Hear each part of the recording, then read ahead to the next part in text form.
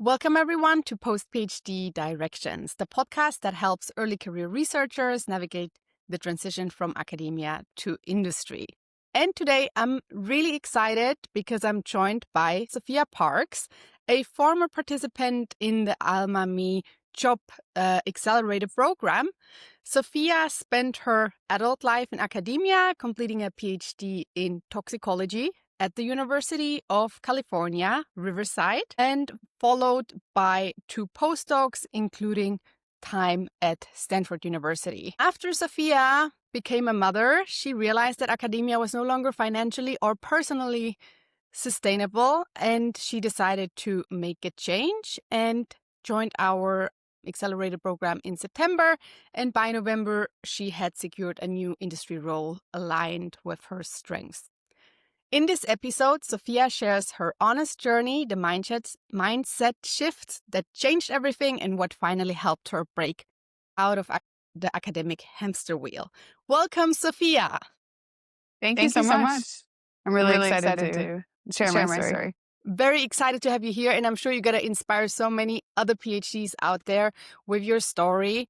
And to bring us all on the same page, could you give us a brief overview of your academic and professional journey so far?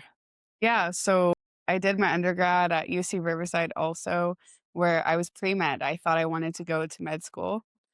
Quickly realized within 1 hour of volunteering at the hospital that seeing patients is not for me. So I was then pivoted towards science because, science and medicine goes hand in hand.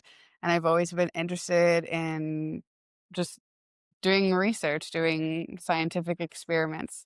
And so when I first applied to grad school, I didn't get in because my PI, my undergrad PI at the time, retracted all of his letters of recommendation to all of the places that I applied to after I already interviewed. So this was a huge shock because at first he said that he would. And then, he said I had to spend more time in his lab to be able to get his approval to move on to grad school. He said I wasn't ready for a PhD.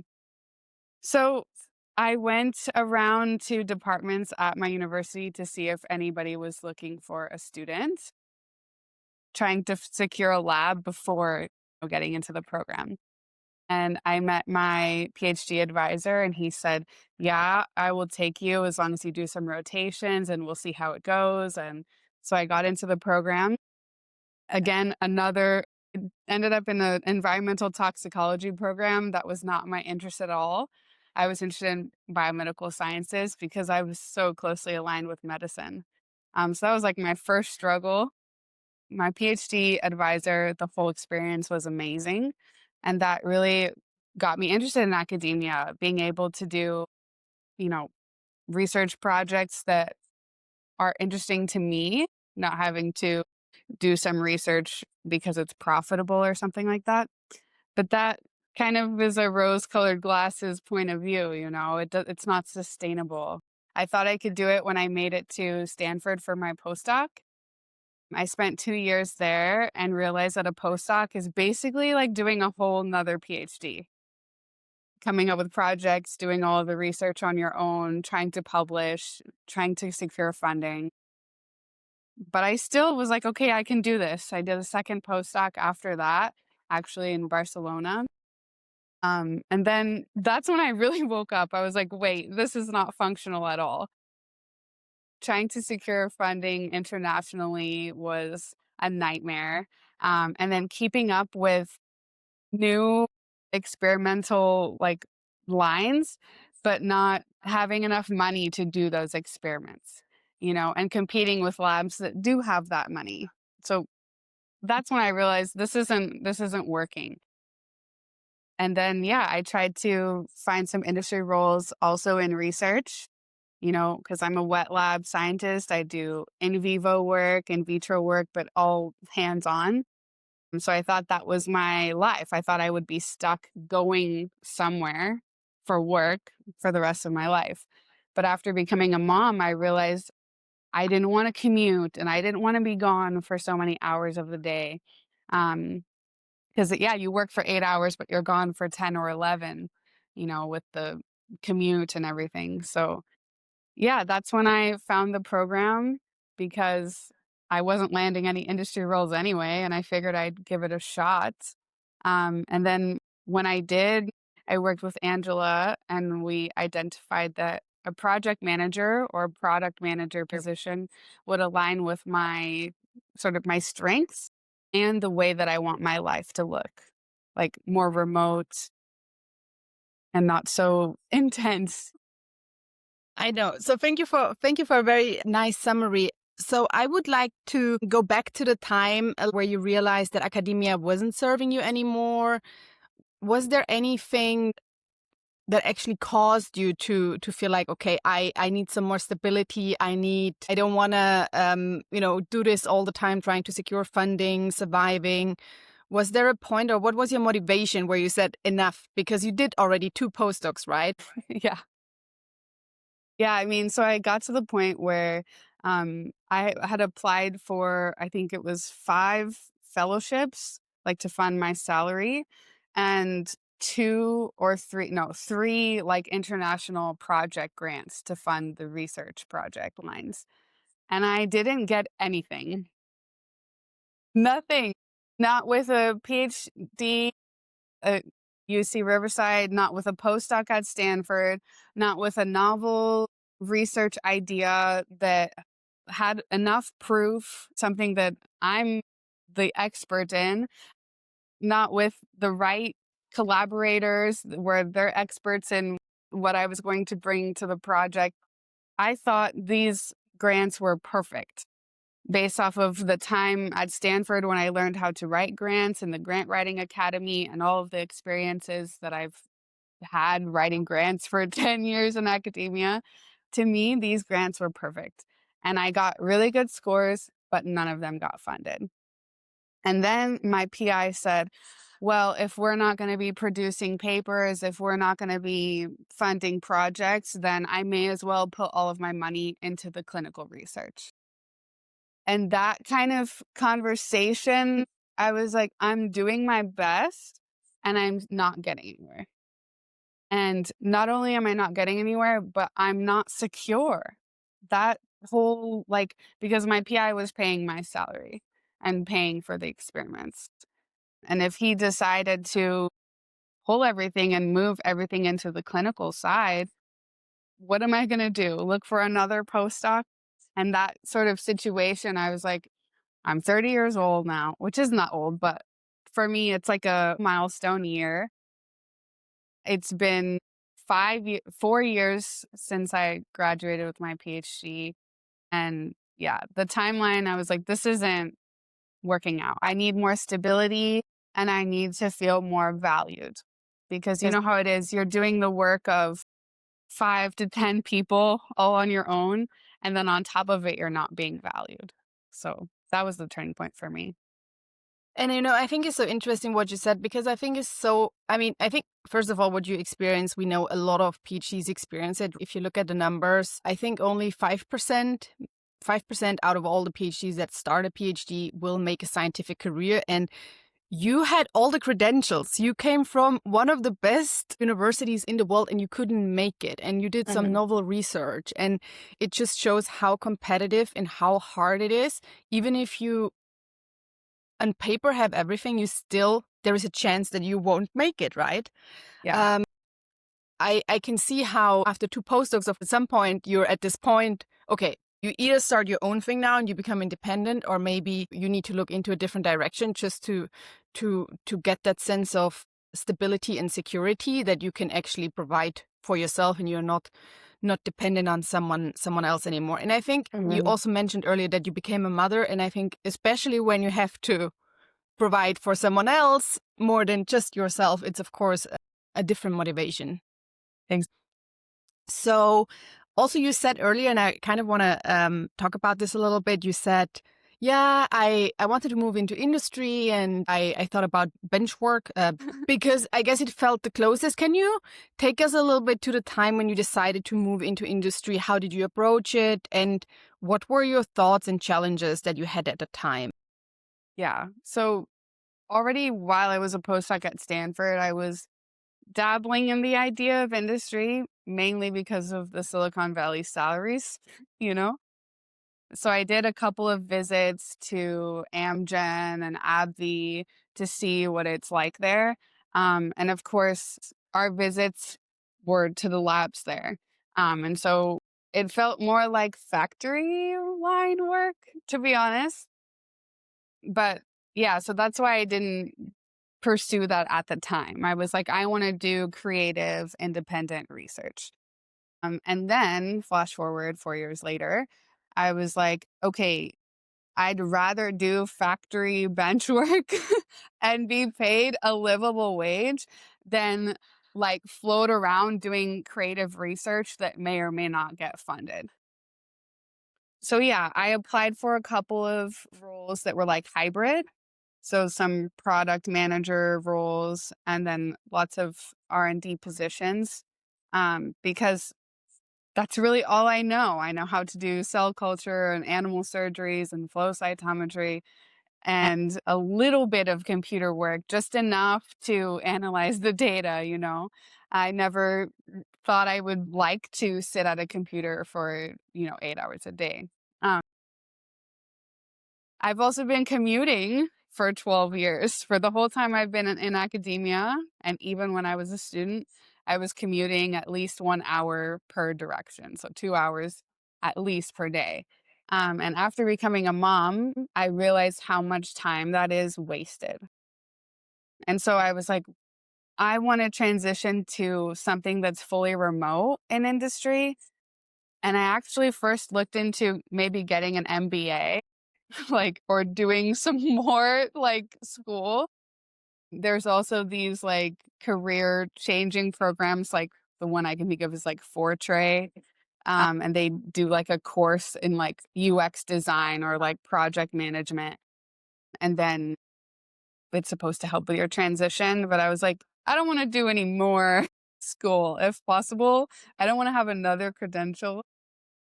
And I think over this time while I was searching, the algorithms that exist were like, oh, like, look at this Almami job accelerator program.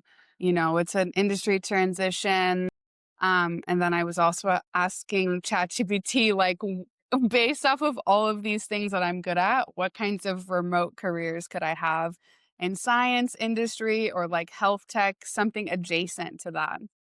And then the top hits were like product management and project management. But besides like managing research projects, like doing them and figuring out what to do, I don't know. I didn't know what a project manager would do, especially in industry. And so that's where your program really helped me speak the right language and also understand what the role is. And I've only been working as a project manager in industry for a month, so I still am working on my understanding of the role. But I can tell you, I wish I did this 4 years ago. Like this, I mean, this is my little home office setup, and I feel so cozy here.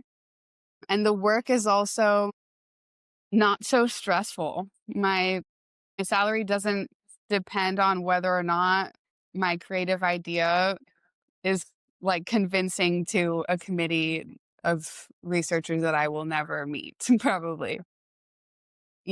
My salary is secure, and I also feel like the role is secure. Even if this company would happen to go under, I can be a project manager for any health tech or scientific company.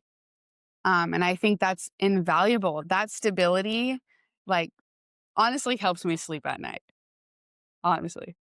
I totally understand. And Sophia, once you're in an industry, and I think this is the nice thing, really the step in is one of the hardest ones because, as you just described, you don't really understand the scope of the role, how is success measured, especially if you move into a little bit of a different direction like project management. A lot of Mhm. people say, "But I have done so much project management in my PhD," and I guess you can probably agree it's true to an extent, but being a project manager, they have certain methods, agile or waterfall. So it's a bit Mhm. more than just managing deadlines, Yeah. but it's also mitigating risk. But you don't really understand unless you're there. And once you're in industry, now you get to learn what it means. And then moving into another role will be a very different story.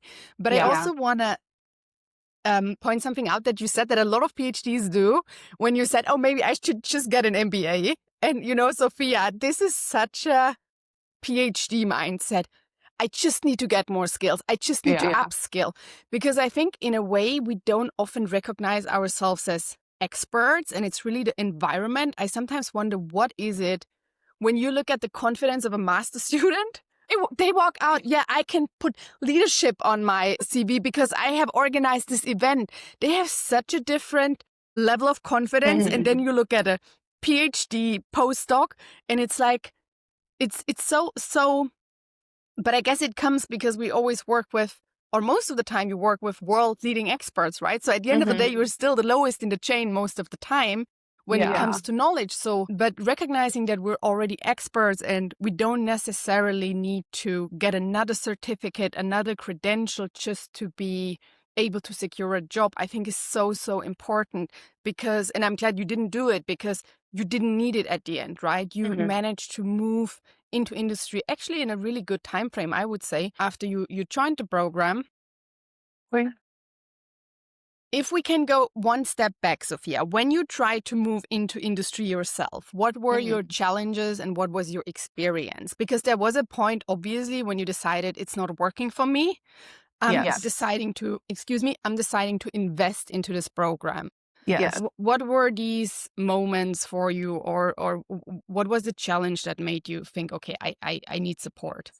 Yeah. So I applied for, I think it was around 300 to 400 applications or 300, 400 jobs between June, July, August. So I would say 3 months, 300 to 400 applications, and I got one interview. I made it to the final round of the panel interview. I really thought I was going to get the job. I was already preparing the logistics of starting that job. And then I had the final interview and weeks went by and I didn't hear anything and nobody was responding to my follow-up emails. And at the end, they called me and told me that I didn't get the job because they felt that I couldn't find childcare in time for the start date that they wanted. And I was super shocked that that was the reason that they told me. And I felt super discouraged. And I was kicking myself, like, why did I even bring up that I was a mom? Kind of like blaming myself. But it came up like naturally in the interview. Anyway, I'm glad I didn't end up like in a role that's not aligned with my lifestyle. But anyway, so it was after the summer that everything was getting worse in the lab. The lab became less supportive of my research line. And it just felt miserable to be there. Every Sunday before the week, I would have like a whole nervous breakdown and just not want to start the week over again. And that's when I was like, this change has to happen now. Like, I don't care what I have to do. Who do I have to talk to? Like, how many things do I have to get done? Like, this has to happen now. It was starting to kind of give me situational depression. And when I found the program and the way that it's specifically tailored for PhDs and the knowledge behind it of like the issues that PhDs normally face when transitioning to their first role and all the success stories really just convinced me that this would work for me because I know that I can learn anything. I mean, almost any PhD can learn anything, right? I just wasn't getting the chances and I didn't understand how to apply for jobs. I mean, I've been in academia forever. I know it works. If you want me to go get a postdoc, I'll go get one in like one day. But trying to get an industry role, I know that I've already tried a few times over my career, and I never got anywhere. So it was that interview outcome that was like, this isn't going to work. I can't keep doing this. I'm going to lose like hope. So let me do something smart.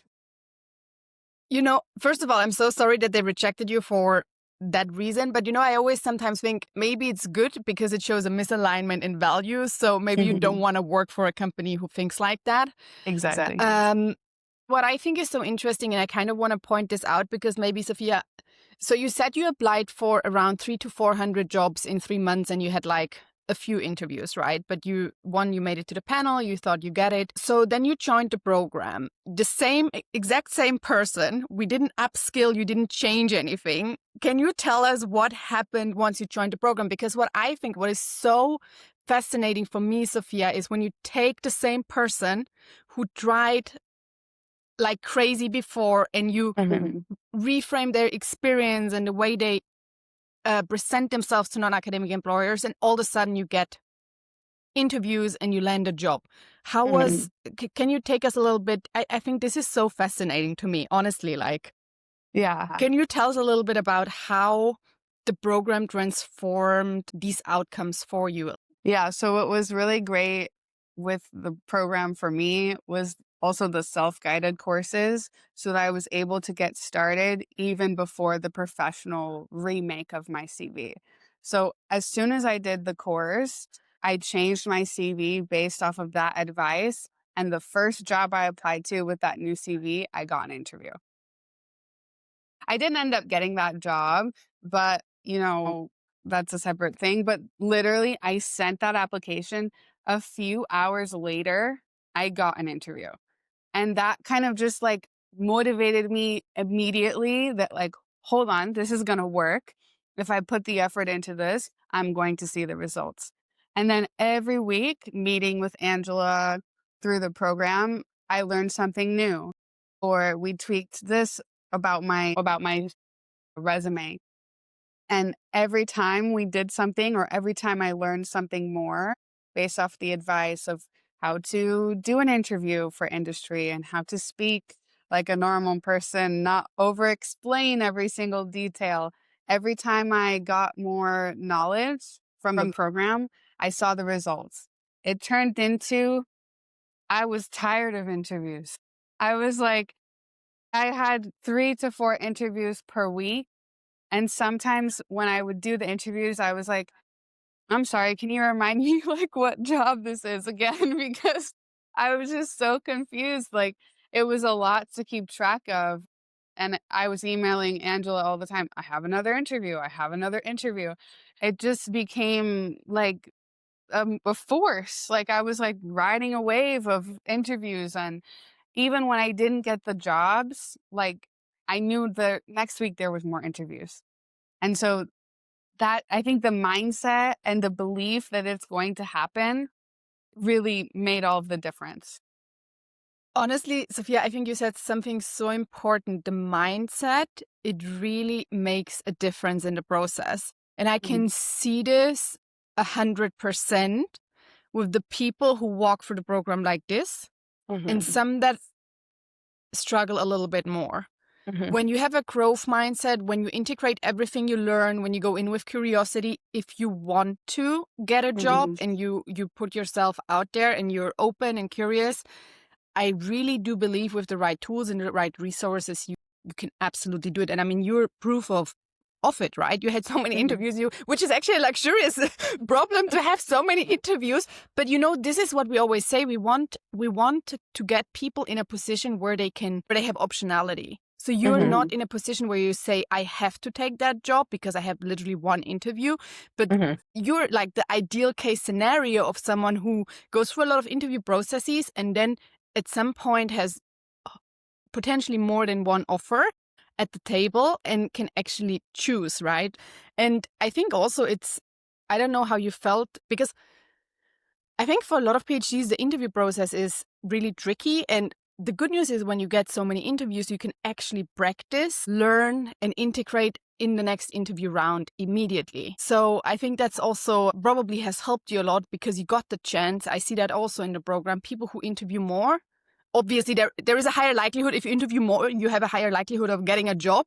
But also I think the practice, you become more comfortable in the situation. Yeah, so I actually ended up getting the job where when I went into that interview, I said, "Oh, I don't really know if I want this job. Let me just do whatever I want." Like, based off of all of the conversations that I had with Angela, my biggest issue or thing that I had to work on with interviews is to not sound like a technical scientific robot. Like, not over explain technically when somebody asks me a question. That's kind of like my safety mechanism. If you ask me a question, I'm going to over explain it so that there's no follow-up question, which shuts down an interview. And And so this was an interview where I was like, let me just have a normal conversation. When they ask me a question, I'll focus on the human interaction, like in the example, and see how it goes. I did it. It felt super weird. I was like, that was the worst interview of my life. They're totally not going to select me. Within like 2 days, they were like, oh, we want you back for a second interview. I was like, okay.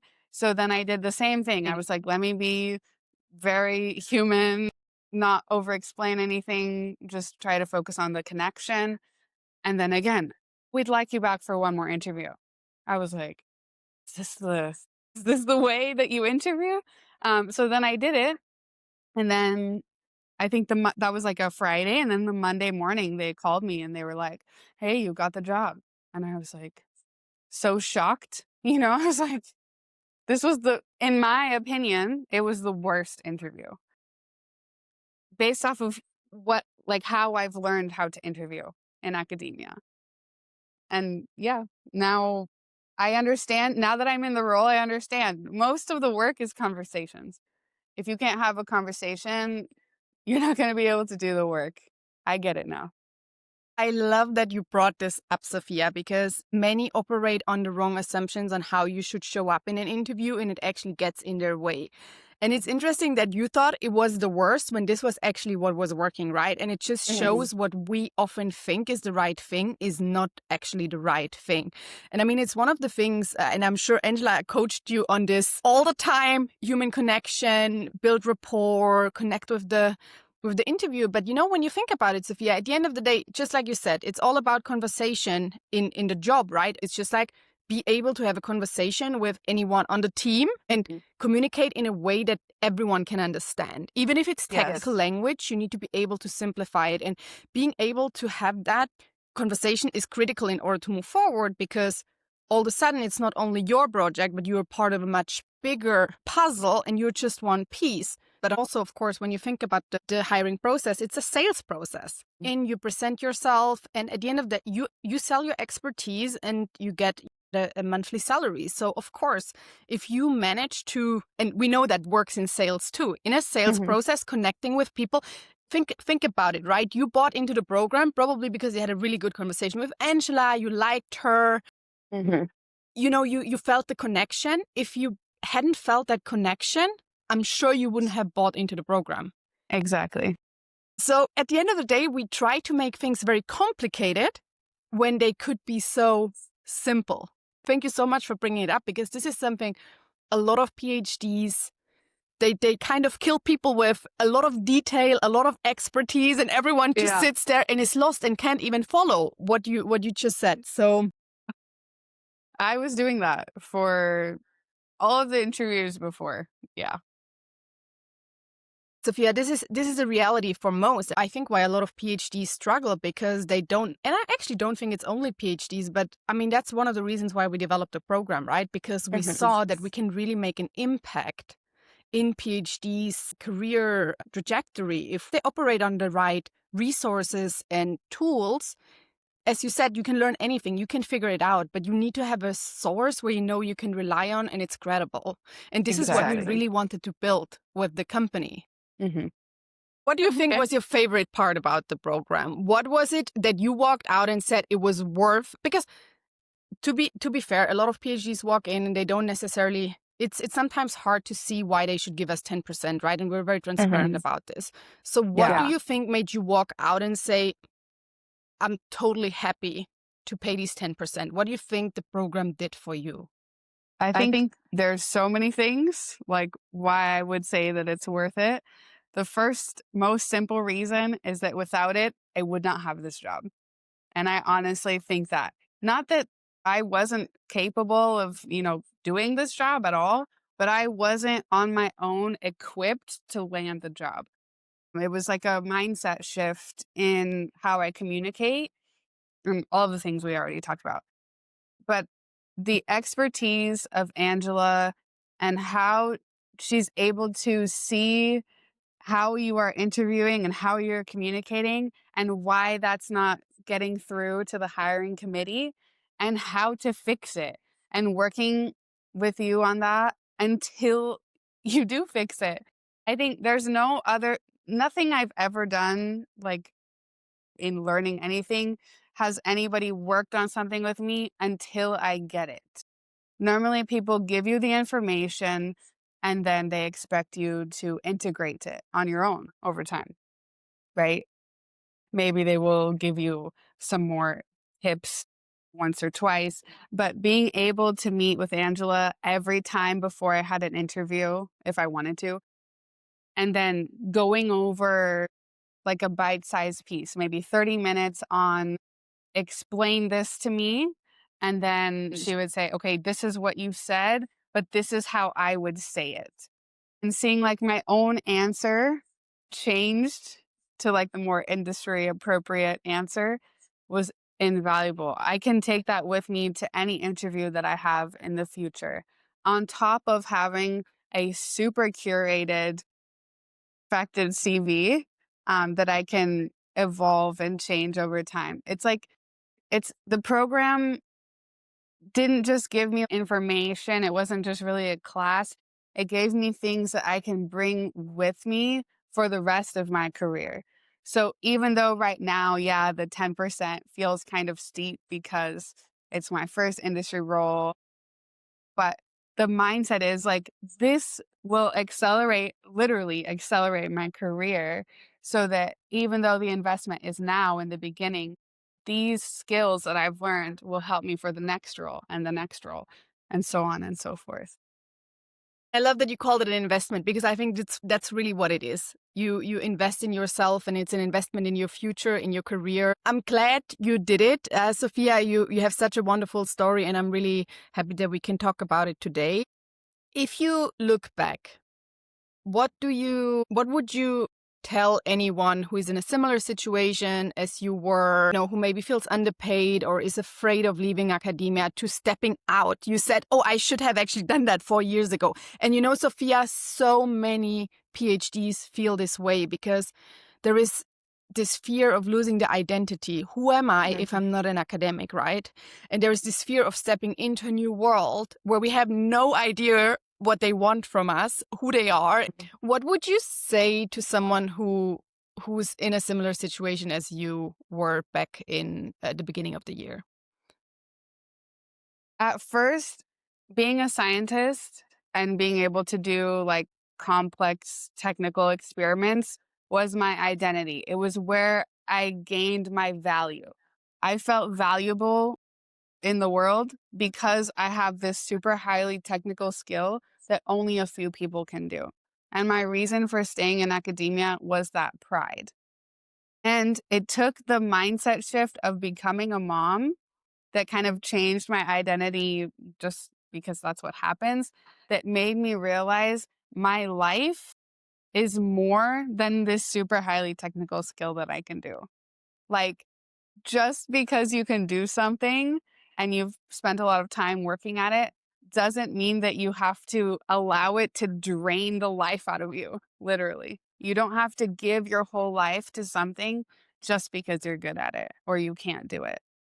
And so the shift to academia, I mean, from academia to industry was because I wanted my job to be my job and my life to be my life.